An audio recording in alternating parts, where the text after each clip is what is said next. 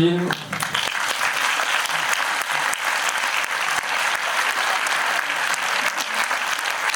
Bienvenue au Fira.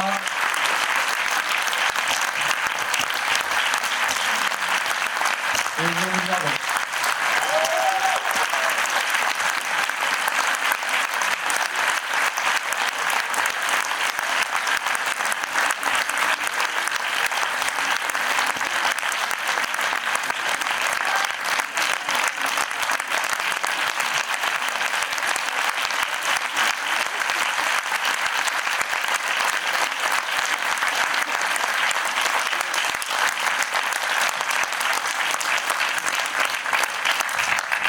Merci.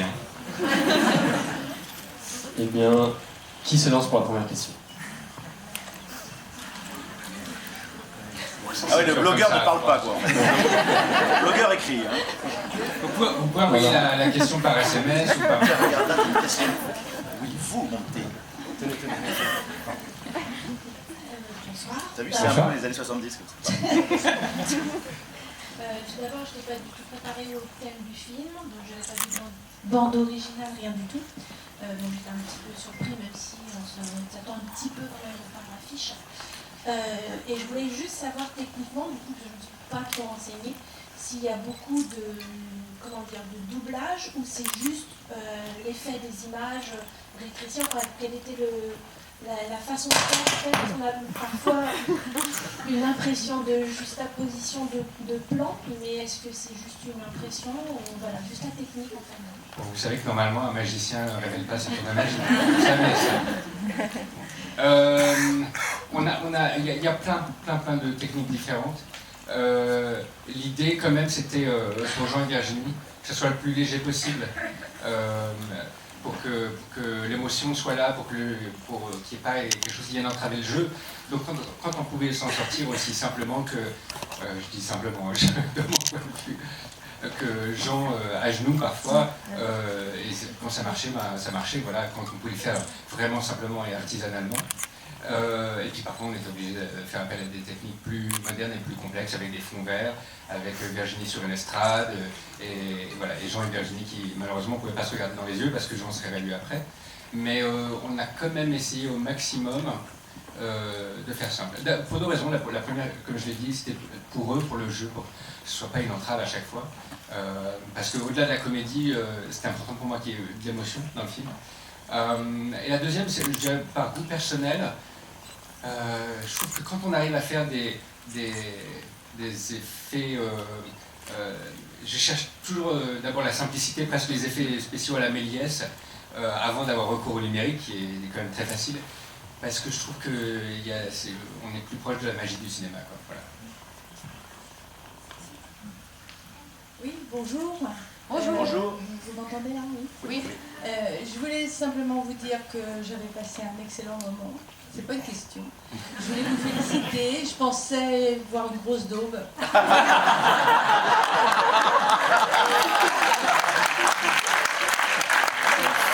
Vous êtes quand même venu Je suis quand même venue. Allez, génial, on la garde. Hein. On la garde vite, on la garde. Je vous avais tiré les larmes et je vous souhaite vraiment beaucoup de succès. Et puis voilà, c'est tout. Je vous félicite.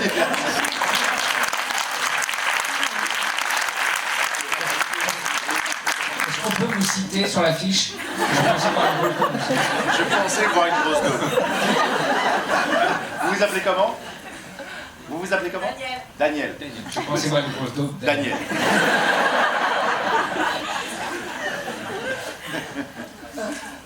Outre les effets spéciaux aussi, est-ce que vous avez eu contact avec des personnes de petite taille pour connaître un peu le côté...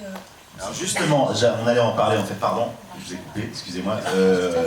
Dans les effets spéciaux, il y avait aussi notre ami Brice, qui n'est pas un effet spécial, qui est un homme spécial, qui mesure 1m40 et qui était ma doublure en fait, qui était là tous les jours, que j'ai rencontré très rapidement pendant les essais. Et qui nous a suivis pendant tout le tournage, tous les jours, que vous voyez parfois de dos. Alors j'ai appris il n'y a pas longtemps que des fois ma tête était sur son corps, beaucoup plus proche depuis, mais voilà, et c'était très enrichissant de l'entendre, et en même temps il y avait beaucoup de pudeur. Il nous a fait part de parfois sa colère, ses tourments, ses doutes, son humour, parce qu'il n'en manque pas, et je pense qu'il faut en avoir quand on fait 1m40. Ce qu'il me disait d'ailleurs, ce qu'il y a dans le film, à un moment, quand je dis parfois on me voit trop, parfois on me voit pas, c'est ça, c'est une de ses phrases en fait. Il m'a demandé éventuellement de placer dans le texte. Il m'a dit j'aimerais bien que tu le dises, ça, parce que c'est vrai qu'on me dit quand je vais à Marseille, on me regarde trop comme une bête curieuse, quand je vais dans le métro à Paris, on me voit pas, sans parler de toutes les phrases, les colibets, enfin toutes les conneries qu'il peut entendre depuis qu'il est né. Mais il a traversé ça, il traverse ça avec beaucoup de dignité, donc, mais on le regardait pas comme un petit homme, on le regardait comme un collaborateur, et puis c'est pas rare d'ailleurs qu'on le vanne très rapidement dès le premier jour, et c'est ce qu'il attendait aussi, c'est qu'on le regarde comme souvent avec le handicap, qu'on le regarde comme un humain et non pas comme une bête, quoi, enfin comme une chose. Voilà. Justement, juste à propos de ce 1m40, pourquoi 1m40? Parce que vous savez, enfin, notamment à Paris, déjà faire la même taille qu'une fille, c'est trop petit. On a des problèmes là-dessus, les gars. L'idée, comme le film c'est un peu un conte, donc il faut que tout soit assez marqué et pris de façon symbolique, il fallait qu'il soit vraiment juste à la taille où c'est vraiment trop petit, quoi. Voilà. 1m50, on se pose presque la question, mais 1m40, il y a vraiment ce choc du premier moment où on fait waouh, ah ouais, quand même. 1m36 en plus, 1m36, c'est vrai. Non mais c'est ce qu'il fait plus dans le film, il le dit lui-même, il fait plus, mais en fait il fait 1m36, c'est vrai.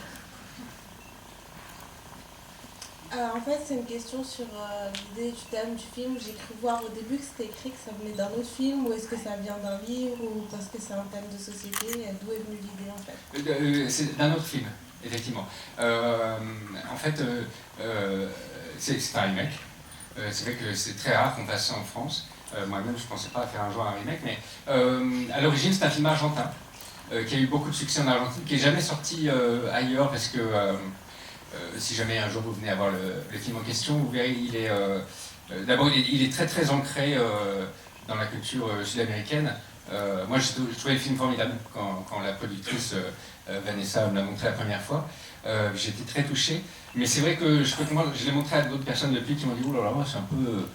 c'est un goût, c'est particulier comme goût, ça fait un peu telenovela, c'est un peu cheap, ça, je peux comprendre. » Voilà.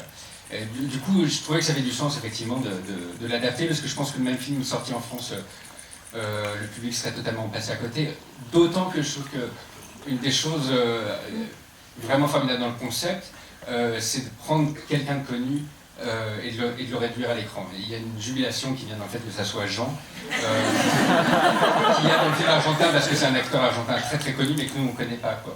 Donc on aurait perdu ça. Ouais. Alors, moi, c'est pas une question non plus, et je vais me lever juste pour vous remercier, parce que moi, je fais 1m75, je porte des talons, et que ça m'a beaucoup parlé, forcément.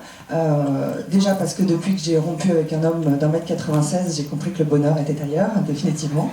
Et j'ai vraiment envie de vous remercier parce que c'était à la fois léger et drôle, mais aussi plein de bon sens.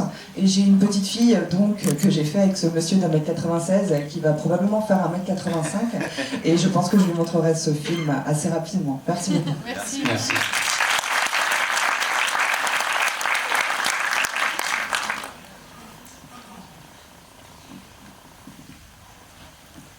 De la daube, non? Ok. Bonsoir. Je voulais poser une question concernant la scène de danse. J'ai été assez impressionnée par les jeux de lumière. Et enfin voilà, je vous demande dans combien au niveau secret de magicien. Merci beaucoup. Alors la scène de danse, quand on l'a lu, quand on l'a imaginé, Jean et moi, je pense qu'on était extrêmement excités par l'idée de cette danse collective et tout ça, et la réalité du tournage a été bien autre, puisque en fait, autant au départ on commence en slow, comme on dit, hein. Donc là moi je suis sur une estrade et Jean touche le sol et voilà, et puis après chacun prend son envol de son côté, mais on n'était qu'à deux, c'est-à-dire que tout le monde était réincrusté après, les figurants ont tourné par la suite, puis incrustés après sur scène. Donc moi je pensais qu'il y aurait une sorte de danse collective, mais absolument pas. Voilà. Quant au jeu de lumière, dites-nous, Laurent, ce qui s'est passé avec le disque. Allez. Pourquoi cette question d'ailleurs? Vous travaillez là-dedans? Non, enfin oui et non. parce qu'on a fait plein de tournées province, c'est la première fois qu'on nous pose des questions sur le jeu de lumière. Qu'est-ce qui vous a plu en fait sur le jeu de lumière? C'est quoi? Je suis curieux, pardon. J'ai effectivement remarqué la synchronicité. Je me demandais comment ça s'était fait par rapport au fait que vous soyez réduit. Enfin, voilà. Ah oui, par rapport aux gens, et oui, et si la lumière n'est pas interférée. Oui, voilà. Ah oui, d'accord. Le jeu était, enfin, le jeu de lumière était identique. Enfin, Oui, d'accord, je comprends. D'accord. C'est vrai, non mais en tout cas merci. C'est vrai que c'était très complexe parce qu'effectivement tout a été tourné séparément. C'est-à-dire que Jean et Virginie ont été tournés séparément sur un fond vert. Puis ensuite on a tourné les gens qui dansaient derrière. Donc après c'était un gros travail de tout resynchroniser tout ça en termes de lumière. Et c'est vrai que je voulais aussi trouver, parce que souvent les scènes de danse, les scènes qui se passent en boîte de nuit ou des choses comme ça, on a tendance à un peu trop les éclairer parce qu'on veut vraiment bien montrer, et du coup c'est pas très réaliste, donc il fallait trouver la bonne balance aussi. Donc c'était énormément de boulot, et je le dis d'autant plus que c'est pas moi qui l'ai fait le boulot, il y a toute une armée de gens dans ce métier, mais merci en tout cas. Bonsoir. Bonsoir. Alors tout d'abord, merci beaucoup pour ce moment. C'était vraiment un très très bon film.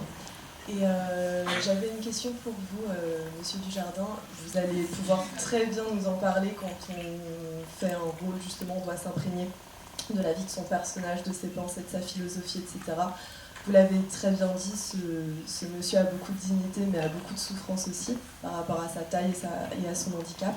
Qu'est-ce que ça vous a fait, justement, d'avoir pendant quelques temps sa vie et sa manière de penser, etc. Ça serait malhonnête de vous dire j'ai tout compris après ça. C'est-à-dire que ces gens-là, ces petits gens de petite taille, ces gens, des gens différents, on en trouve partout, tous les jours on vit avec. Enfin, dans ce cas-là, j'étais dans une cave et je ne m'intéresse pas à mes semblables. Donc je pouvais les regarder, je pouvais être touché, ça pouvait, je veux dire, ça ne m'empêchait pas de leur parler, donc ils existaient en tout cas pour moi. Quand j'ai rencontré Brice, il existait exactement de la même manière, et quand on a commencé à travailler ensemble, j'ai voulu juste lui dire... Enfin, il découvrait aussi un peu le cinéma, en fait. Je pense qu'il était plus impressionné par la grande machine, finalement, que par le thème en lui-même. Lui, comme le personnage, a réglé beaucoup de choses dans sa vie. Donc, je sais pas, j'avais pas à me forcer, en fait. Vous savez, c'est comme, parfois, devant un handicapé mental, on est là, on regarde, et on n'ose pas rire. Moi, je crois que c'est bien, en fait, de rire, en fait. Il faut rire, en fait, il faut être joyeux, il faut pas faire semblant, il le sent, c'est gênant, pour toi, pour lui. Bon, là, c'est pareil, j'avais pas à le faire. Donc, c'était très joyeux, en fait. Donc, j'ai rien appris de plus. Je suis encore en contact avec lui, je lui envoie des messages. Je trouve ça chouette qu'on parle de lui. Je sais pas s'il sait d'ailleurs qu'on parle autant de lui, parce que ça fait déjà quelques semaines. Mais d'ailleurs, je sais pas si, je pense qu'il va venir, d'ailleurs, peut-être à l'avant-première. Il n'est pas invité, hein. Non, il est pas... Bon, voilà, à tel point, on en a vraiment rien à foutre, en fait. Mais c'est comme ça, c'est les humains. Des fois, on s'en fout. Non, je rigole. J'ai rien appris de plus. J'espère que j'étais bien élevé quand même avant ça. Quand même. Mais c'était très joyeux, voilà. Bonsoir. Ici. Je voulais d'abord vous féliciter parce que j'ai passé un très très bon moment. C'est à la fois léger, drôle, un peu grave aussi, ça traite de la différence. C'est pas mal aussi de ce genre de film. Ça complète bien. Et ma question porte sur le duo. Vous deux, c'est inédit, je crois. Je vous ai jamais vus tous les deux ensemble.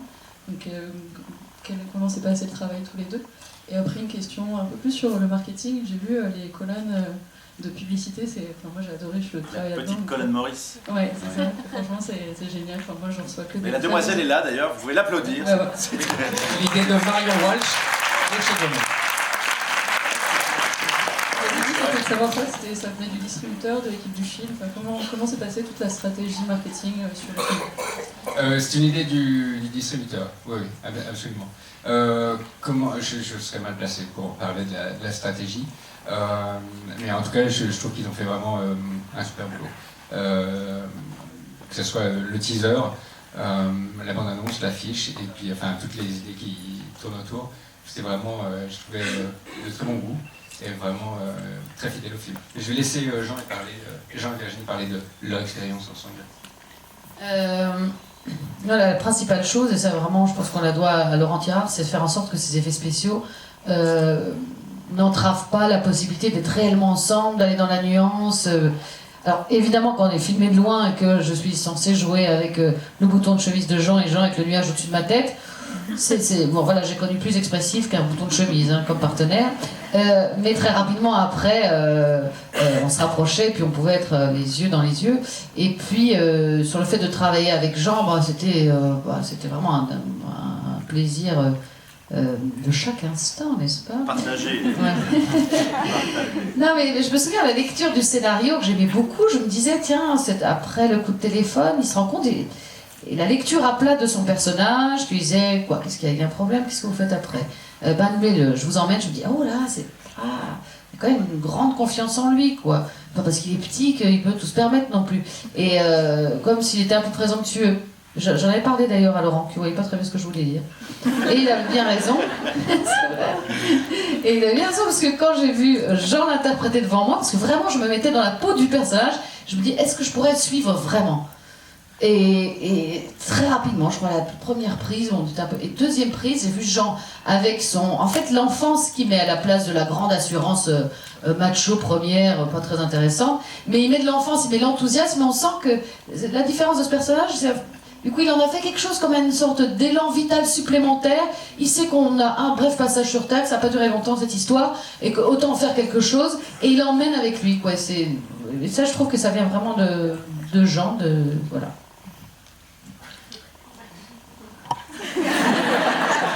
Et non, enfin, c'est ce que j'avais lu en tout cas. Enfin, c'était. Alors pour le coup, on se renvoie des trucs. On va pas se brosser, mais en même temps, c'était très bien écrit, très bien dialogué. Enfin, dans les dialogues, on sentait que ça allait dans cette direction-là. Donc, il fallait pas que je fasse OSS, quoi. Ça peut pas faire de malin, c'est pas possible. C'est un premier degré, oui. C'est effectivement, il est un peu en avance sur leur histoire d'amour, un peu en avance d'ailleurs surtout. Et le travail, Virginie, je me suis même pas posé la question un quart de seconde, est-ce que ça allait bien se passer ou pas. Ça peut arriver de temps en temps avec certaines actrices. Non, encore que c'est pas, il n'y a pas tant de divac que ça. Mais là, je savais que déjà, au départ, elle est belge. Donc, c'est quand même c'est une bonne base en termes de camaraderie.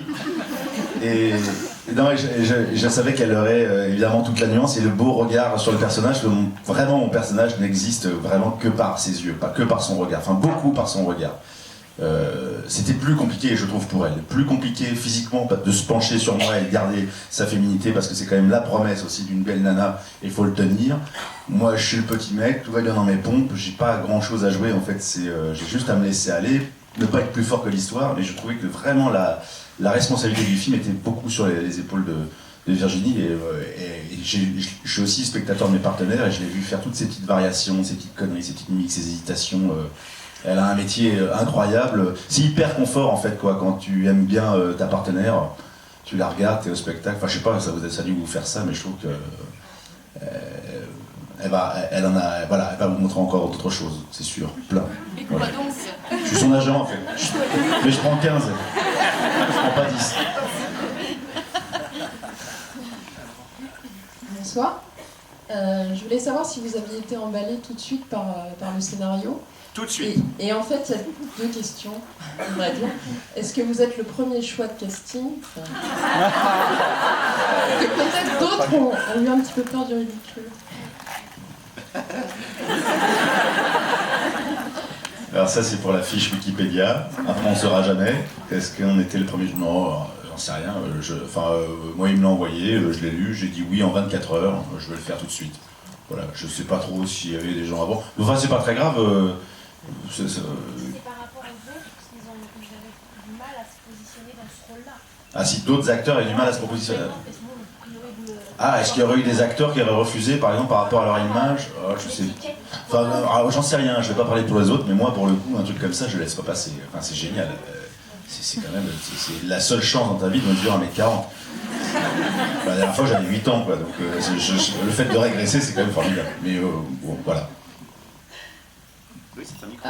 Oui, pourquoi pas. Moi, j'étais pas le premier choix, moi. Mais c'est pas grave, puisque j'ai vu le film. Alors, j'ai gagné.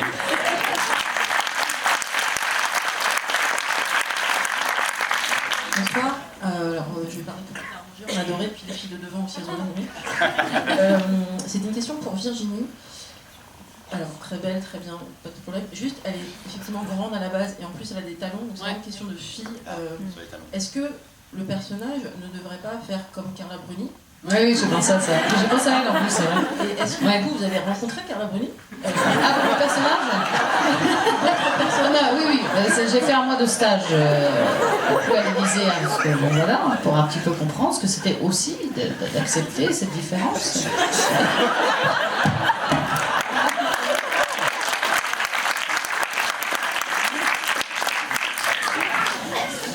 Mais c'est vrai qu'au départ, c'est haut talent, je me dis quand même. Mais en fait, ça m'a fait penser à ce truc quand il arrive, quand on se voit la première fois. Et ça se rapporte à ce que Jean disait tout à l'heure sur quand on voit quelqu'un de différent. Mon regard au départ, il fait genre, non, il n'y a pas de problème, pas de souci, quoi. Ah, vous êtes plus petit, je n'ai pas remarqué. Et peut-être que c'est dans la continuité de ça, c'est-à-dire le fait de porter des ballerines tout d'un coup, ça voudrait vraiment signifier, gars, t'es pas du tout à la hauteur. Donc il y a peut-être un côté où elle se dit, non, j'assume ça très bien. Bon, c'est moins bien digéré que ça en fait, mais voilà. Mais Carla, bon, on s'en reparlera. Allô, bonsoir. Allô, oui. Déjà félicitations, c'était un très beau film. J'avais une question pour Virginie. Je ne sais pas si vous connaissiez déjà avant le film. Ah d'accord. Et oui. En fait, je voulais savoir, est-ce que vous aviez eu la pression en sachant que vous alliez tourner avec un homme oscarisé? On se connaissait déjà un petit peu avant le film, on n'avait jamais joué ensemble. Non, c'est plutôt joyeux parce que en fait, moi je suis assez dingue d'OSS, donc j'ai vu pas mal de films de gens, donc jouer avec un partenaire comme lui, j'avais très envie. Et après, la pression, non, parce que sinon je peux être devant Jean en disant mon Dieu, oh là là, quand même, l'Oscar, oh. Donc sinon on joue pas ensemble, quoi. Sinon je le regarde pendant que je suis en train de jouer, ça va pas. Donc en plus, non, et puis je pas. Oui. Non, en plus, on va pas se lancer tous des compliments les uns devant les uns sur les autres devant vous, tout ça c'est un peu. Mais je voudrais vraiment dire, ce que je vais quand même faire sur Jean, c'est quelqu'un qui, pour le coup, ne hiérarchise pas du tout les rapports, quoi. Enfin, je veux dire, il n'arrive pas. Il n'y a pas du tout ça chez lui. Vraiment, c'est hyper agréable. Donc, voilà. Mais vous n'en doutiez pas, bien sûr. Ben voilà. Il faut se méfier des images et des Césars, et des Oscars, et de toutes les récompenses, et tout ce qu'on peut imaginer. Il y a beaucoup de fantasmes par rapport à ça. L'idée est quand même d'arriver très vierge sur un plateau, tous, en disant tiens l'ego, on le range. Déjà si t'as un problème d'ego, enfin moi si j'ai un problème d'ego au bout de 15 ans, machin, c'est que vraiment j'ai un problème tout court, quoi. Faut le régler. Il faut aller voir un psy, il faut arrêter d'aller sur les tournages. Mais ça s'est bien passé.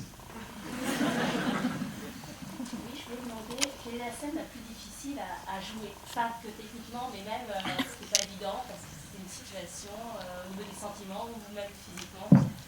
La scène la plus difficile à jouer. Parachute. Parachute. Tu veux dire quelque chose sur le parachute? Le chien? Non, mais... Ah non, oui, se faire lécher par le chien, moi j'ai bien aimé ça quand même. Est-ce qu'il va bien après la rencontre? Il va mieux. Non, oui, non, le chien. Je suis pas un fou des chiens au départ, mais à chaque fois je me fais avoir en fait. J'aime bien à la longue, en fait c'est vraiment sympa comme animal. Mais il a quand même de la crème de pâté partout. Oui, j'ai la crème de pâté. Le chien de lèche. Non, il n'y a rien de compliqué, c'est un peu on va dire dans la longueur. En fait, je pense qu'on s'est même à un moment dit avec Laurent, dire c'est un peu chier aujourd'hui, hein, parce que c'était pas évidemment tout le tournage. Il y a des moments où c'est vrai que ça fait quand c'est la 7e ou 8e semaine. Et qu'on voit l'équipe technique en train de monter un espèce de pratos, un échafaudage pas possible, avec tu vas être sur un fond il faut vert, une forme de patience. En fait, voilà, il faut être plus patient que d'habitude. Voilà, ouais. Sur un plateau, il faut être patient. Là, il fallait encore plus de patience et surtout retrouver l'énergie. C'est-à-dire que tu as tendance à te laisser embarquer par l'inertie comme ça et tu dis non, les gens travaillent, c'est normal qu'ils travaillent, c'est normal parce que tout ça c'est pour toi aussi et pour que le plan fonctionne. Mais c'est vrai qu'au bout de 8 semaines, des fois tu dis putain, je retourne à genoux, quoi. Oh, allez, j'y vais aller à genoux. Et comme un enfant finalement. Oui, un peu comme un enfant, mais en fait c'est vraiment, j'ai eu le sentiment c'est comme si on recommençait un peu un nouveau film, quoi, un premier film en tout cas. On redécouvre un peu d'autres bases. Le premier jour, par exemple, je me suis senti un tout petit peu ridicule. Je me suis dit, j'ai accepté un truc où je commence à genoux dans le bureau avec Virginie. est-ce qu'on va y croire, enfin, est-ce qu'on va croire à ce truc-là, est-ce qu'on n'est pas en train de se planter? Et en même temps, c'est ça qui est super avec Laurent, c'est qu'on a le sentiment qu'il ne doute jamais. On le voit pas inquiet, on le voit avancer comme ça, méthodiquement, les choses se font, et c'est quand même très rassurant. Avec un Branque, je pense que j'aurais pu...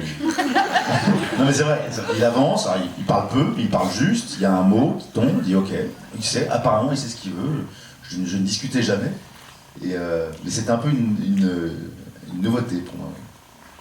Un très bon film. Je voulais savoir, il y a vraiment un côté très feel-good movie qui s'en dégage, etc.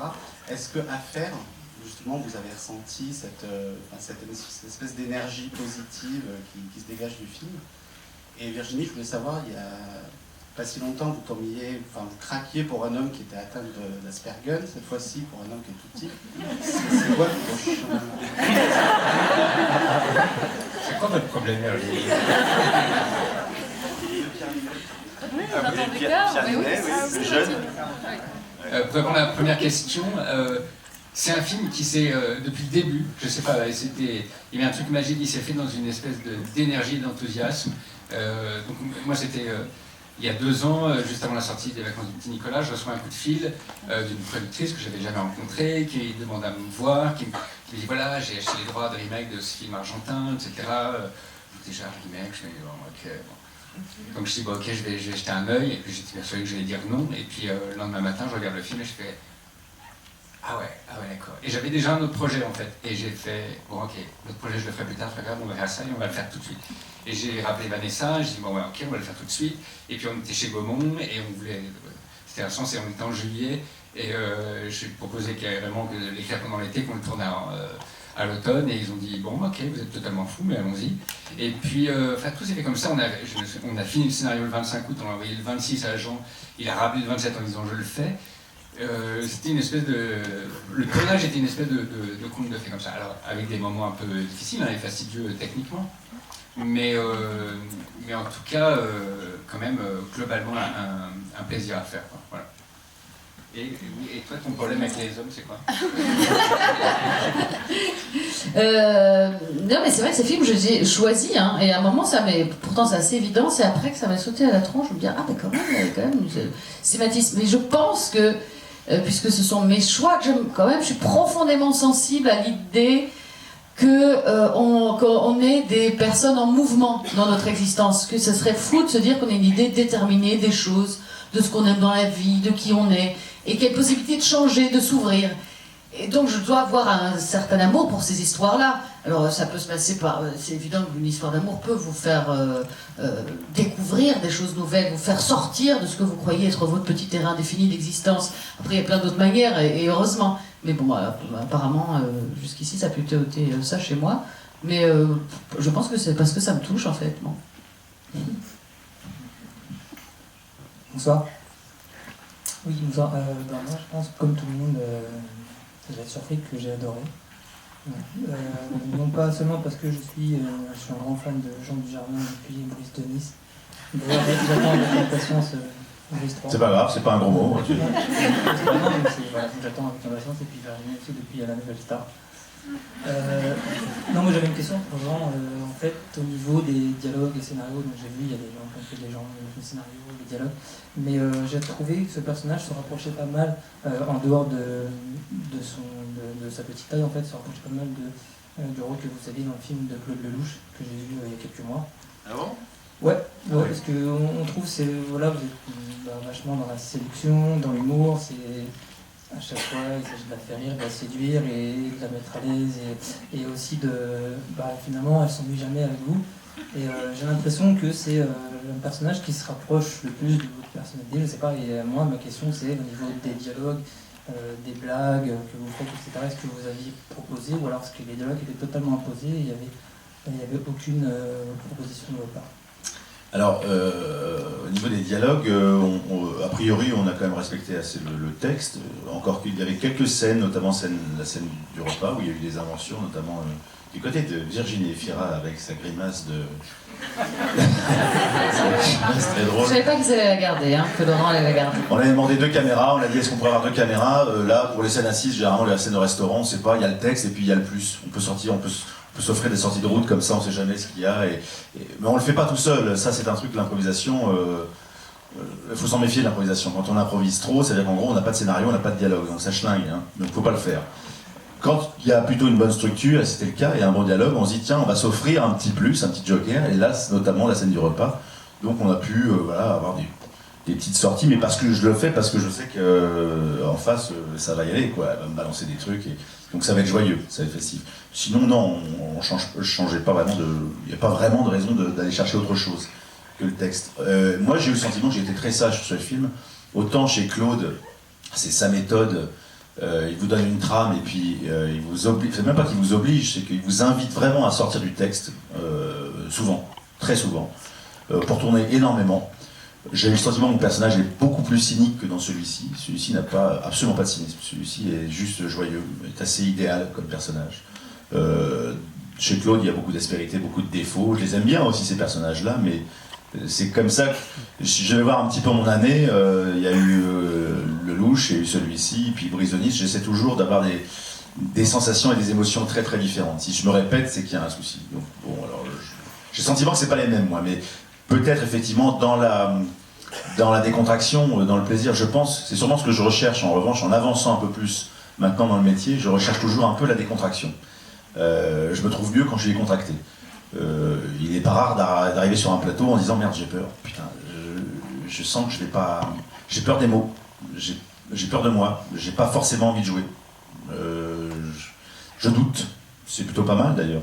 Donc c'est vrai que quand il y a des personnages comme ça qui t'améliorent, qui te font du bien, tu les saisis, tu les prends et c'est la fameuse décontraction que j'adore chez les vieux acteurs, tu sais, 80, quand tu vois Marielle du Chossois, quand je les voyais jouer, tu les vois au théâtre, tu te dis putain mais comment ils font, j'aimerais pouvoir jouer comme ça à 43 ans, mais alors qu'en fait ce qu'il faut c'est du temps et de l'expérience. Mais petit à petit je me veux du bien et je me fais confiance et je me dis vas-y, amuse-toi, amuse l'autre, amuse les gens, amusez-vous. Enfin, et ça se voit. Voilà, et ça se voit, ouais, j'espère que ça se voit.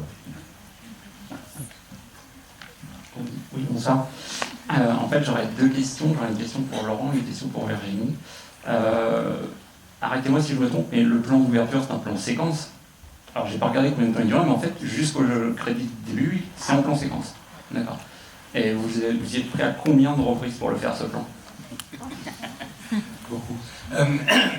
Non, alors, il fait 5 minutes. Et c'est vrai que c'était un gros challenge. En fait, c'était un gros challenge parce que, au-delà du fait de réussir un plan en séquence en 5 minutes, vous avez remarqué aussi qu'à la fin, elle sort sur le balcon et que c'est juste après le coucher du soleil.